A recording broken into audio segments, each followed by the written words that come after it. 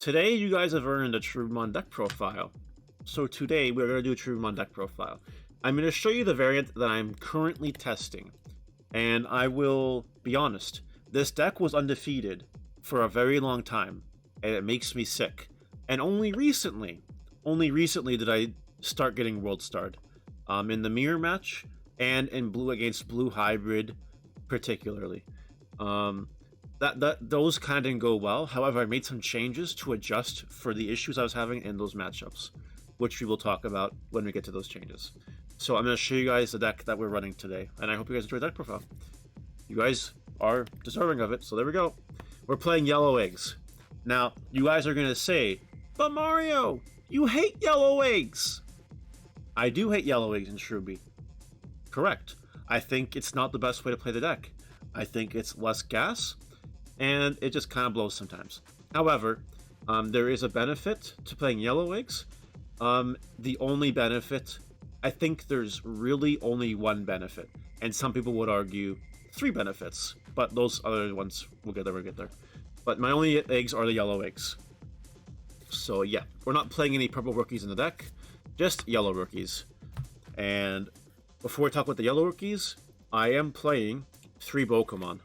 And we all know what Pokemon does. You play it, you search for a freaking hybrid, 10 warriors, or tamer off the top 5, put the rest at the bottom, then you get to memory.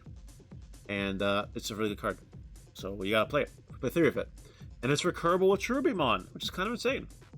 Now for the yellow rookies, we play 3 Bushies. Because Bushy GG is really good. I'm only maining... Why is the camera doing that? We're only doing the 3 Bushies, though, because 4 is way too many. It will cause you to brick. That's one of the changes I made in the yellow version. Like, you think you'll go through them more because you're playing the freaking yellow eggs, but you're wrong. So 3 is actually fine. 3 is good. We're playing 2 Cutemon. Anyone that watches my stream knows that I hate Cutemon. I think this card doesn't do anything. It really was not doing anything against the yellow-purple mirror match, and it was not doing anything against blue hybrid yesterday, let me tell you. However, it is good because it will force removal unless they want to really just pay the full evolution for their level 5 hybrids. But I hate this card.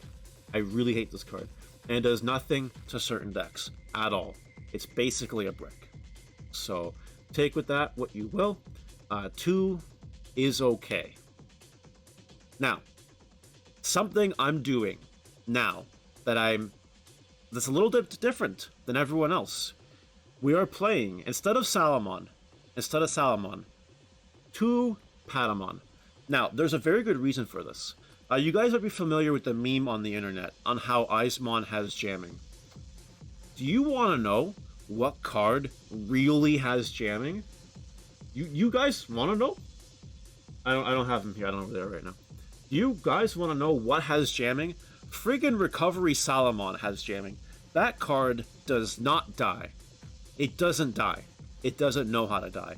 And it's annoying because if that Salamon not dying has cost me multiple games. And I'm just like, I'm done with it. I'm finished. No more Salamon in this deck. Patamon. Because it's guaranteed recovery.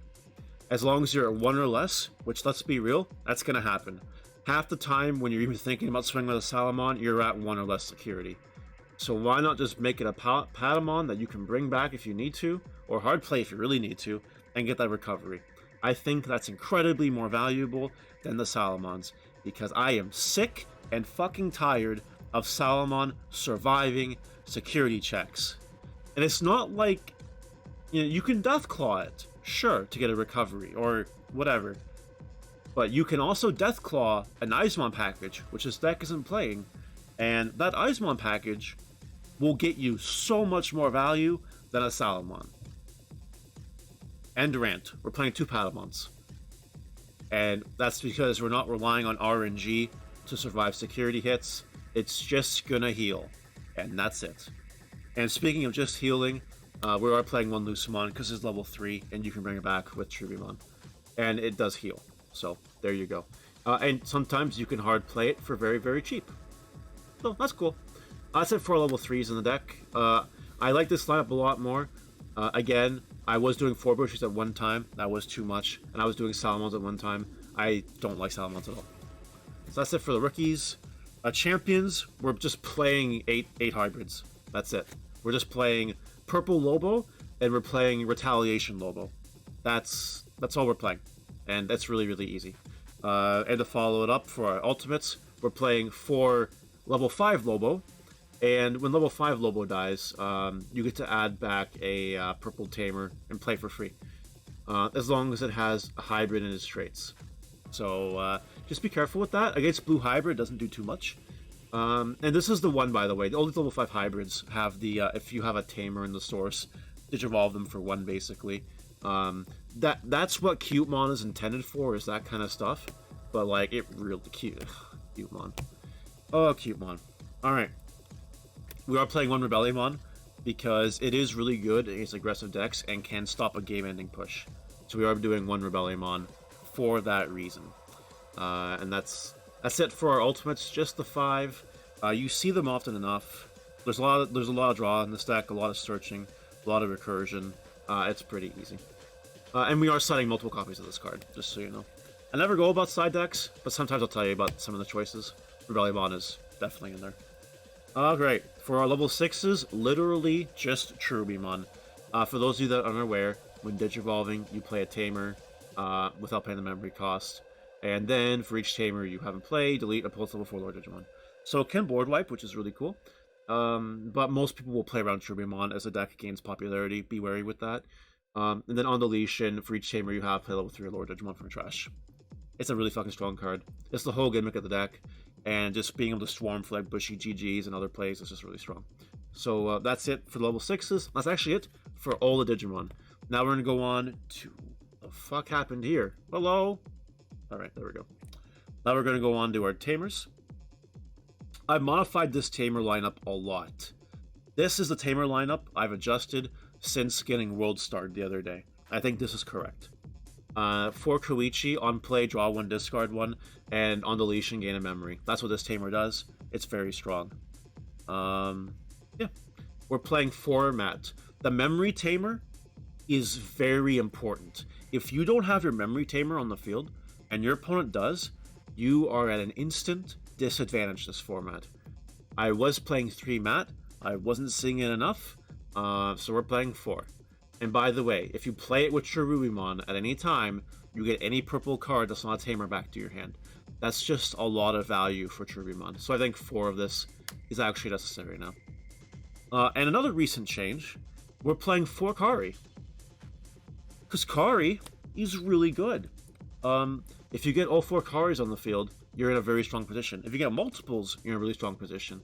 Because that's less attacks they'll be able to do on you, and a lot less lethal force. They have to really, really think about how they do it. So 4 Karis, I think, is mandatory. The game 1, I think it's mandatory. If you're playing against a slower deck, you might want to slide out a couple ones, but trust me. If I had like multiple Karis against the matches I was losing yesterday and the day before, I would have been a little bit happier just seeing multiples like that. We are playing 1 Mimi. We are playing multiples of this in the side deck, however, 1 in the main deck. It is effectively your 2-cost rookie, right? You do play this for 2, and then you evolve it onto a hybrid for 2. That's kind of fine. And then if they play an option, suspend a game memory. It comes up. Sometimes I do it. Sometimes they do it. It's kind of okay.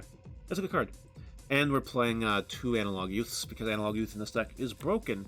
When you Deathclaw whatever, your own Cherubimon or whatever, and then 5 or higher, you suspend, you gain a memory, you hatch an egg. That's really strong.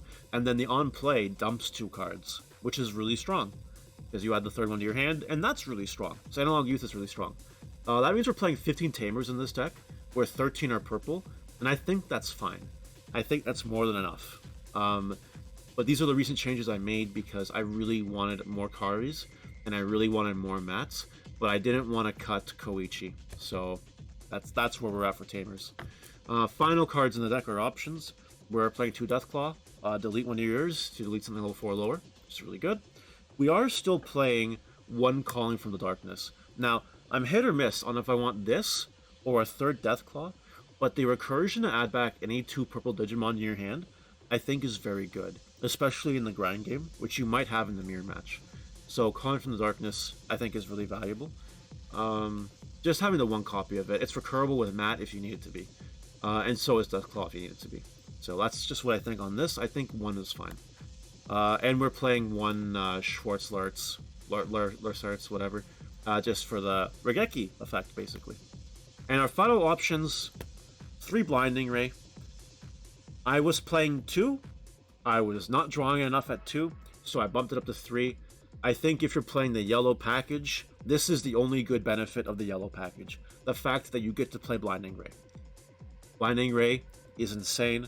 There were games that I've won when I've resolved Blinding Ray. Just like in yellow format, you resolve Blinding Ray, you can win the game.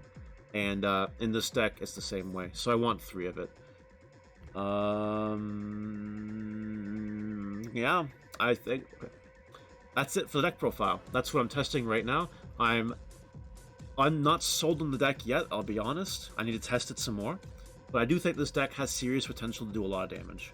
I don't know if yellow eggs is correct or purple eggs is the way. But I am testing this. It does have a really positive win rate. It's just been getting fucking world starred lately. But that's okay. That's life. Happens. Alright, there we go.